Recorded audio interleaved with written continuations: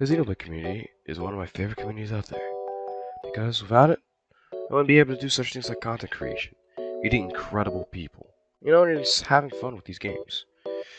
But over these years, there's been quite a toxic problem, and people in the community know it, is arguing which box is better. Of course, I'm talking about a great debate between Xenoblade 1 and Xenoblade 2.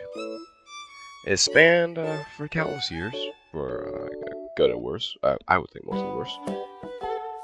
But why? Why have these games been argued for so many years? Is Xenoblade 1 trash? Is Xenoblade 2 overrated? Will this affect Xenoblade 3? In this video, hopefully all these questions will be answered. So let's start where we began.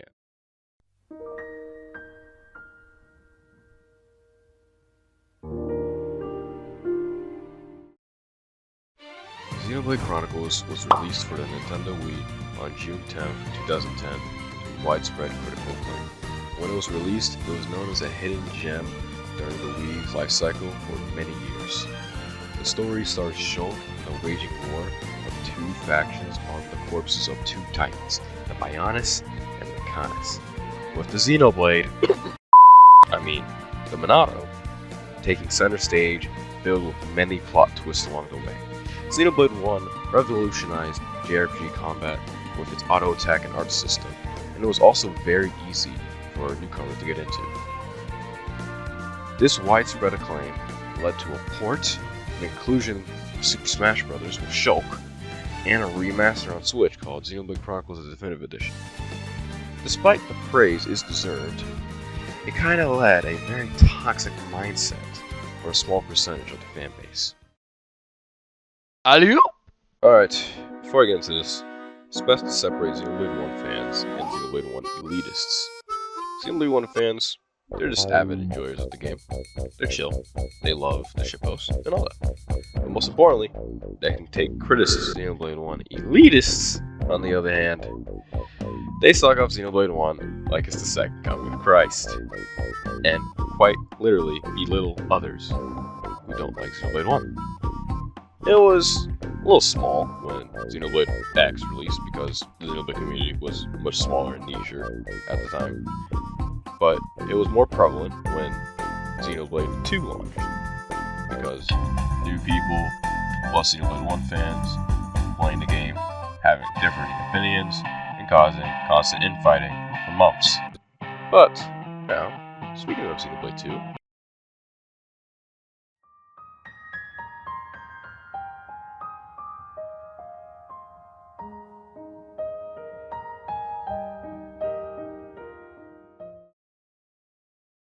Xenoblade Chronicles 2 was released on December 1st, 2017 for the Nintendo Switch, to mostly positive acclaim and a commercial success. The story stars Rex and Pyra. You mean that bell sound? Elysium, at the top of the world tree and all the rest. The game took a different direction from the first game, ditching mainly the cooldown-based arts gameplay from Xenoblade 1 and X, with more auto attack-based art recharge. Along with the change in battle system, it also features a more anime-esque art style thanks to main character designer Masasugu Saito, and its more lighthearted tone. Okay, keep in mind of these 3 points. They'll be very important in just a bit. Xenoblade 2's commercial success features the creation of multiple figures of the Blade characters that appear in the game like Pyra and Mithra, Nia, and Xenosaga's Cosmos. Also, with the inclusion of Pyra and Mithra in Super Smash Bros. Ultimate as a part of the second Fighter's Pass. But now that we got the success, and the general breakdown of the game out of the way, let's talk all about the characters in the game look like ass. Once again, let's try to talk about its fan. Me looking up Pyra pics. Me when I find one that really arouses me. I love Pyra! Okay, remember when I said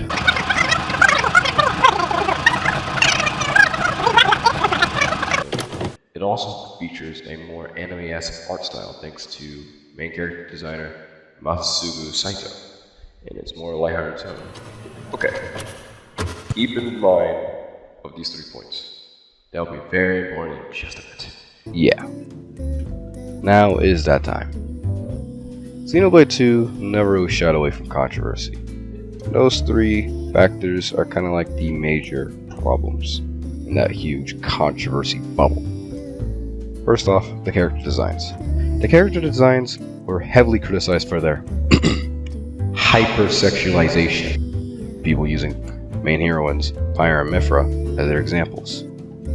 I'm not going to step into that debate if this game is hypersexualized or not, because I think that debate is pretty silly. And yeah. Next on, the gameplay.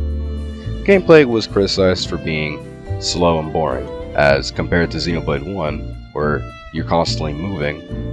If you're not, doing an art, you kind of just stay there. This criticism could have been circumvented if all the mechanics of the game were available at the start, instead of being separated into various chapters, and majorly, if the tutorials were good. To any average Xenoblade 2 player, this is no shock. We all know it. The tutorials of Xenoblade 2 are very bad. Not only are they confusing, you can't even go back and reread them to understand the game you're making. When a YouTuber makes better tutorials than a AAA produced video game, then you know you fucked up. Yeah, oh my god, don't get me started on the couch. It wasn't shit even play tested. The story has also been criticized with many comparisons to Xenoblade 1, like how its characters are walking anime stereotypes and its comedy. Get out! Interloper! Monster! Wait a minute, would you? Anyways, back to the characters. The characters of Xenoblade 2, most particularly the female characters, invoke something I like to dub waifu culture, where people tend to argue which waifu is better than the other. This is not really an exclusively a Xenoblade 2 problem, as Xenoblade 1 also has this issue, but not to the same extent as Xenoblade 2 does. The aforementioned points, along with the more anime-style direction, had led to now infamous posts like the Mithra Feet thread.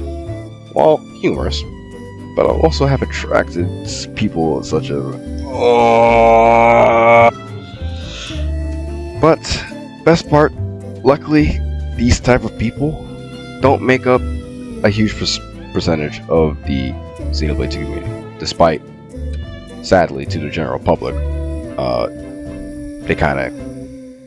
they try to see it as the big representative of the whole Xenoblade 2 fanbase, which is not true. But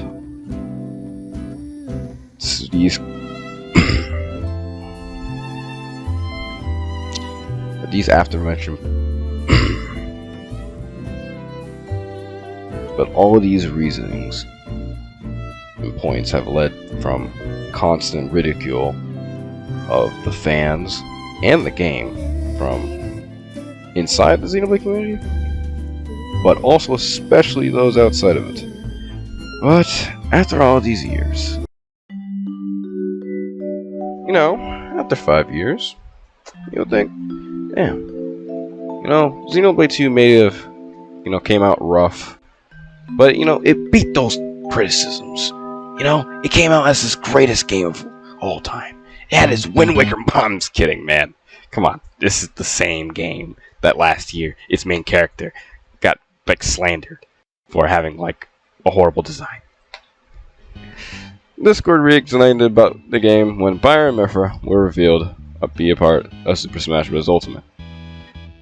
Well, along with everyone's favorite hypersexualization discussion again. Whoop-de-doo. After all that, it's just the same few jokes over and over. Anime game bad, awful voice acting, the aforementioned no rec strip, and things about gacha. It's probably funny for the second or first time you know as a 2 fan, but it's absolutely mind-numbing by the time you hear it for the 50th time. And I'm a guy who likes to make fun of things I like.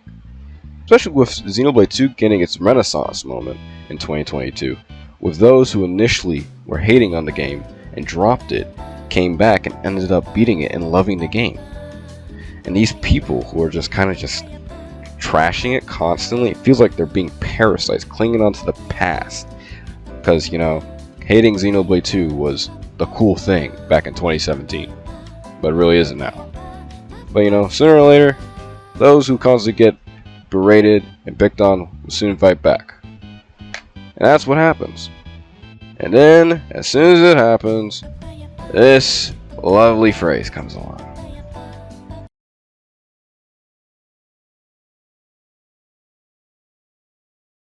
This phrase mostly comes up within the Xenoblade community, most particularly when discussion and criticism of Xenoblade 1 is being faced, such as the battle system being repetitive and boring, some of the characters not being really too developed, and lack of replay value.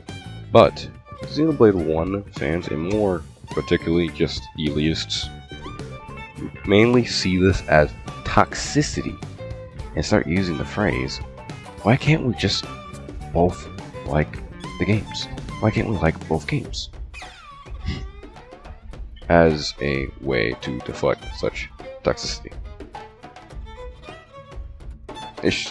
It's a very sad double standard within the community, as if you criticize Xenoblade 1, you're being toxic. You're being very toxic.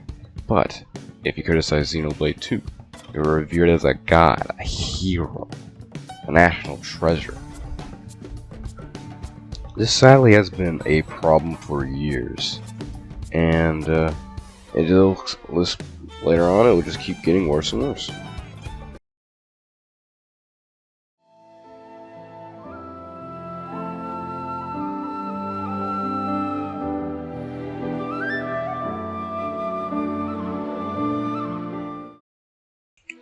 With the announcement of Xenoblade 3, and its premise being the future of both Xenoblade 1 and Xenoblade 2's worlds, led to it having quite the amount of weight on its shoulders, from both sides. People wanted the battle system to be more like Xenoblade 1 and X, where others wanted it to be more like 2. We somewhat got an answer to that on April 19th, when they dropped on their trailer, and showed glimpses of the new battle system, to be more in style of Xenoblade 2. But that was really the calm before the storm. Before it was later confirmed that art recharge will work differently depending on what nation the character is from. With example, that the Kevez characters will work on based on the cooldown based Xenoblade 1 art system, where Agnes will work on the auto attack recharge system of Xenoblade 2. In theory, this would appease both fans. It didn't. This kind of puts the reason to use Keva's characters in air, as the Agnes characters would be straight up better, and the lack of moving while auto attacking like Xenoblade 2 didn't really make the situation any better. But, guys, it's surprising, but for the first time, after even as divided as the Xenoblade fandom is, they actually united against one evil. That's right, Nintendo. We all know what happened on June 8th. The very shitty way Nintendo dealt with the pre-orders of Special Edition.